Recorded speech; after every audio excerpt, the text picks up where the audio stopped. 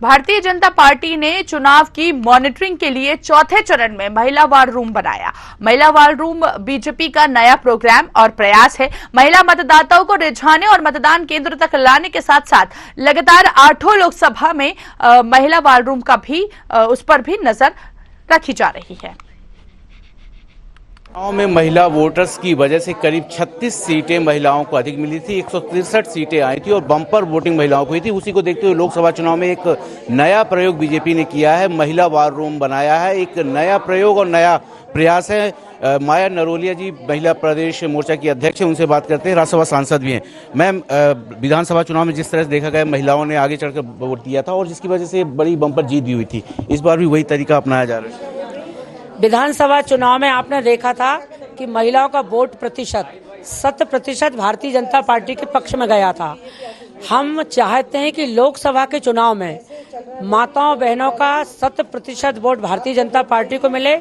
आज नवाचार किया गया है ये बार रूम के माध्यम से। आज 30 बहनों की टोली यहाँ पर बैठी हुई है और सब अपनी अपनी लोकसभा में हमने प्रभारी बनाए हैं और वो मंडल बूथ शक्ति केंद्र की बहनों को फोन लगा रही हैं और उन बहनों से अपील कर रही हैं कि आप खुद भी वोट डालने जाएं, परिवार को लेकर जाएं, 10 बहनों को लेकर जाएं। और ये नजारा आप देखेंगे, पूरे मतदान केंद्रों पर महिलाओं की लंबी लाइन लगी है। एक बहन अपने परिवार और 10 बहनों को लेकर मतदान केंद्र तक पहुंच रही है और भारतीय जनता पार्टी के कमल फूल को वोट दे रही है, क्योंकि हमारे प्रधानमंत्री नरेंद्र मोदी जी कोई प्रधानमंत्री बनने के लिए चुनाव नहीं लड़ रहे हैं।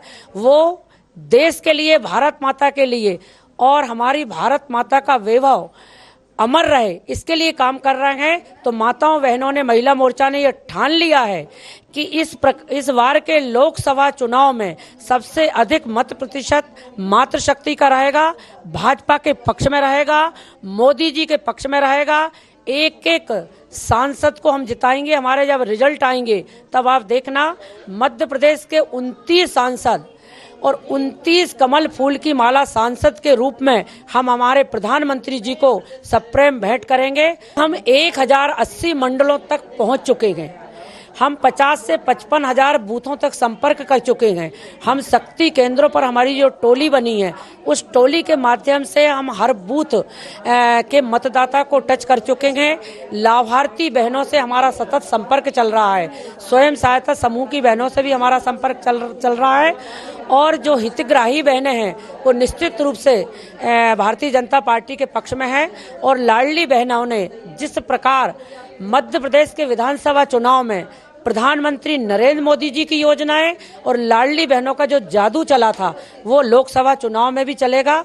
और लाभार्थी बहनें और लाडली बहनें और माननीय प्रधानमंत्री जी की गरीब कल्याणकारी योजनाएं, हर वर्ग को लाभान्वित करने वाली जो योजना है, वो सारी योजनाओं के माध्यम से हम पुनः तीसरी बार हमारे मोदी जी को प्रधानमंत्री बनाएंगे। और मध्य प्रदेश पूरा भगवामय दिखेगा। जब परिणाम आएंगे तो देखेंगे चारों तरफ कमल ही कमल की सुगंध फैलेगी।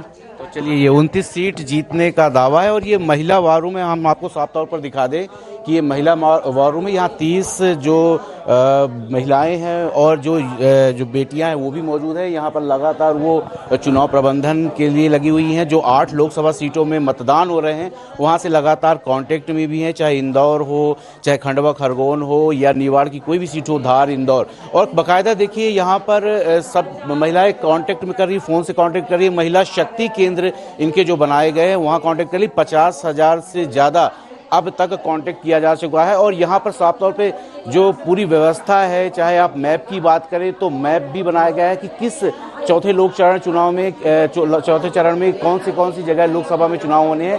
तो ये मंदसौर, रतलाम, उज्जैन, इंदौर, धार, देवास, खंडवा, खरगोन, जो ये 8 लोकसभा सीटें हैं, यहाँ पर चुनावी मैदान में बीजेपी के प्रत्याशी हैं। और यहाँ से प्रयास लगातार किया जा रहा है कि ज़्यादा से ज़्यादा महिला मतदाता अपने घरों से निकले, मतदान केंद्र पर पहुंचे और ज़्यादा से ज़्यादा वोट प्रतिशत बढ़ाएं ताकि बीजेपी को उससे लाभ हो, जैसे विधानसभा चुनाव में लाभ हुआ है। हालांकि सभी लोगों को मतदान की अपील बीजेपी कार्यालय से लगातार की जा रही है। तमाम चुनाव आयोग की बात करें या बीजेपी जो नेता है वो बात करें, चाहे कांग्रेस नेता है बात करें, लगातार कह रहे हैं कि मतदान केंद्र तक जाएं, अपने मत का प्रयोग करें ताकि सशक्त और मजबूत लोकतंत्र की सरकार बन सके। अब देखना ये होगा कि इस नवाचार से बीजेपी को कितना कितना फायदा होता है, वोट प्रतिशत कितना बढ़ता है।